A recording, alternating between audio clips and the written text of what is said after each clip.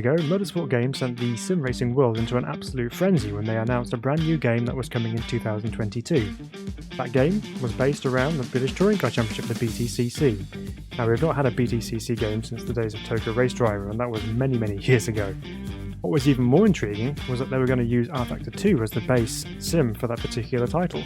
Since the announcement, there's been no further news on the British Touring Car game whatsoever. However, just recently, Studio 397, the guys behind rFactor 2, started releasing images of British Touring Car cars and tracks on their social media. And now, lo and behold, we have some DLC with 2 cars and 2 tracks. So, which new cars have we got to drive? Let's take a look.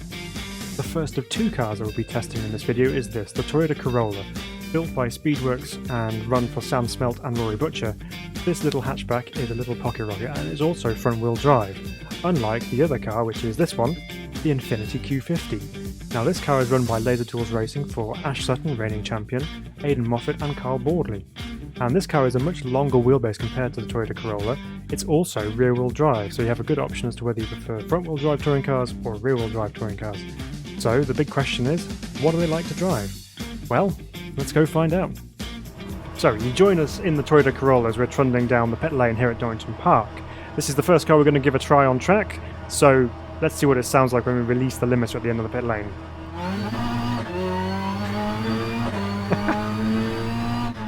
It sounds very good indeed. Now, obviously, we mentioned earlier this car is front-wheel drive, and as such, on cold tyres, we do need to be a little bit careful, especially coming down the craner curves here. Because front-wheel drive cars on cold tyres, especially at the rear, are notoriously oversteery, so we need to just ease ourselves into this a little bit. Now, coinciding with the British Touring Car release, the guys at Studio 397 have also updated the sound model for rFactor 2, so you'll notice there's a lot more depth of sounds in all areas of rFactor 2, even including the older content which was previously released. Things sound much better in my opinion. Through copies we go. Getting hard on the power as we start to build the speed up here with the Corolla. Now, first things first, straight away I can feel there's an awful lot of detail in this force feedback, and we know rFactor 2 is very good with its force feedback and general driving feel, and it's quite strong, the force feedback. Obviously you can dial that down if you want to, but for a car such as this with front wheel drive, having that extra detail in there actually really helps with getting an understanding of just how much grip you've got going through a corner. And you really do tell with this car in particular that when you lose traction on the front, you're going to feel it through your hands. So, one to watch out for, down towards the old hairpin. Very good section of track that, always fun to drive through the craners in the old hairpin, and we climb back up the hill towards McLean's, keep it over to the left hand side, hard on the brakes, down a couple of gears, try and get it hooked up on the inside, and let it run too wide on the exit, otherwise we'll have a lap time deleted, because it's quite hot on the old track limits here at Donington Park. But so far, the driving feel of this Toyota Corolla is absolutely fantastic. Now, we know that Raceroom do very good touring car physics for their front-wheel drive WTCR cars, and have been very much the benchmark when it comes to modern-day touring car experiences. So, how does this compare to the cars in Raceroom? So, I'm going to be completely honest here. I love the TCR cars in Raceroom, but for me, as far as front-wheel drive touring cars are concerned, this drives even better. Now, that doesn't necessarily mean that the ones in Raceroom are not very good. Of course they are. But I think just purely down to the fidelity of the force feedback and the way the car feels underneath you, this car is absolutely fantastic, and it's a really good example of how a front-wheel drive touring car should feel on track. So I'm being quite careful with the throttle, trying to make sure that we get through these corners safely, but if I was to be a little bit more careless with my right foot, we might start to see a little bit of power understeer going on, and then get into all sorts of trouble going through some of these corners. So let's try it through the chicane here. I'm going to get down to third gear,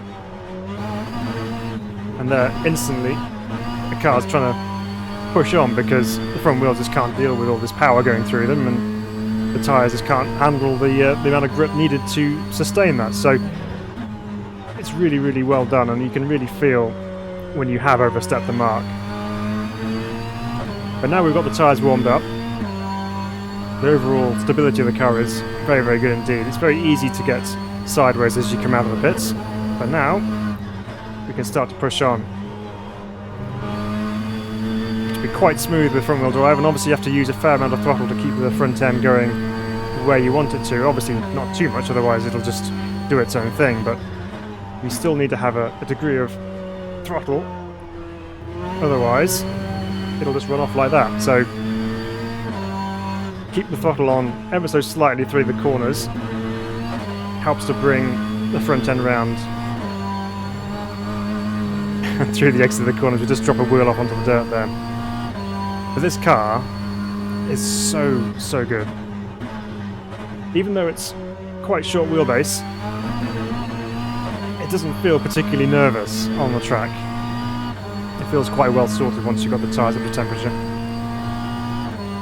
Interior-wise, the car looks very good indeed, just as you would expect it to in real life. You've got all the power distribution module buttons on the dash there, and the brake bias adjustments, and all the little fine details that you would get inside the car, and the textures are very nice as well, so it does look really good inside here. Sometimes if you do brake a little bit too hard, you do feel the revs die as the front axle locks up. But all adds to the experience of driving a touring car with no ABS, no traction control, and it's just pure driving because you've got to do all the work yourself. But it really is absolutely fantastic. So, what happens when you move the driving wheels from the front to the rear? Well, you get this, the Infiniti Q50. Now, this car, as you may already notice, is actually left-hand drive, not right-hand drive like the Toyota, so you get a slightly different viewpoint of Donington Park driving this car. But what you also get with this car is oversteer. And that doesn't go away when the tyres warm up, because you've still got to manage that rear end to make sure it's not getting away from you. So down the Craner curves we go once again to the old hairpin, down a couple of gears, turn it in,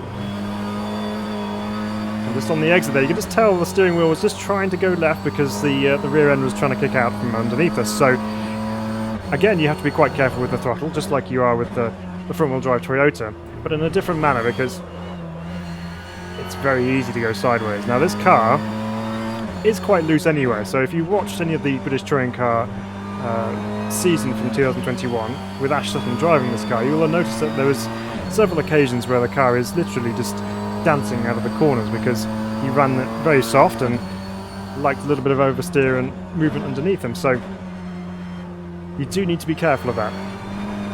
But obviously if you're a seasoned rear-wheel drive professional, driving something like this where there's a little bit of oversteer isn't a big deal and you can control it. And that's also down to the fact that you have such good force feedback with the physics in rFactor 2 that when it does break loose, there's instant notification through the wheel that something is happening that maybe you should worry about. And you can easily correct it because you can just put in the right inputs, correct the slide, and you're back on your way again. And once again, it does improve slightly with warmer tyres. It doesn't get quite as out of control as you would do on the opening lap or an outlap from the pits. But you still need to be quite careful with your throttle as you apply it coming out of the corner. So again, slightly different sounds for the Infiniti compared to the Toyota. But again, sounds really good, nice and full of depth, and lots of interest in the sounds for me. Very different looking interior compared to the Toyota. You seem to be sat an awful lot lower down. Obviously it's more of a saloon car rather than a hatch as well, so you have a much lower view looking out over the bonnet in front of you. But again, the interiors are nicely modelled, some good texturing, and it just feels really, really good to drive. So it really does tick all the boxes in terms of whether you prefer to drive front-wheel drive touring cars or rear-wheel drive touring cars. You have a choice either way, and either way, you're not going to be disappointed, because these cars are really good to drive. Might require a little bit of extra work to be consistently quick with the Infiniti, just purely because you can get away with a lot more with front-wheel drive than you can with rear-wheel drive.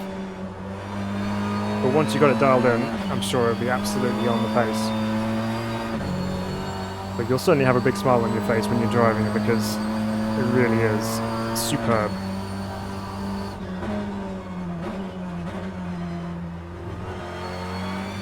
Through the chicane we go. A little bit of a wobble as we crest the hill on the exit.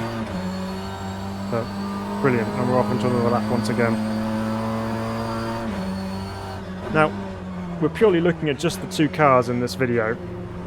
However, spare a moment just to appreciate how good Donington Park looks. Now, this circuit is one of my favourites anyway, but it really does have a great atmosphere to it in rFactor 2. Nice looking lighting as well. And it looks exactly like you would see it if you visit there in real life, so really good job on the circuit's work. We're also not taking into account the DLC pricing, so I know there's been a lot of rumbling online as to how expensive things might be and etc., but to be honest that doesn't really matter, because all we're looking at here is the driving experience of these two cars, and for me they're absolutely fantastic and worth the DLC price. Taking the chicane once again, a bit of a wobble that time. So there we have it, the new British touring car cars for rFactor 2, at least the first batch of them. There are more coming as well, which will be released in due course, and I'm really looking forward to seeing which ones are coming next to complete the set. So I hope you enjoyed this video. If you did, please hit the like button below. Let us know that you enjoyed seeing our review of these two cars. And also, if you are new here, welcome. And feel free to subscribe to the channel if you would like to see more video content from us in the future. And also, we have our live streams every Saturday where we have all sorts of sim racing action and fun. However, until next time, take care of yourselves. We'll see you soon.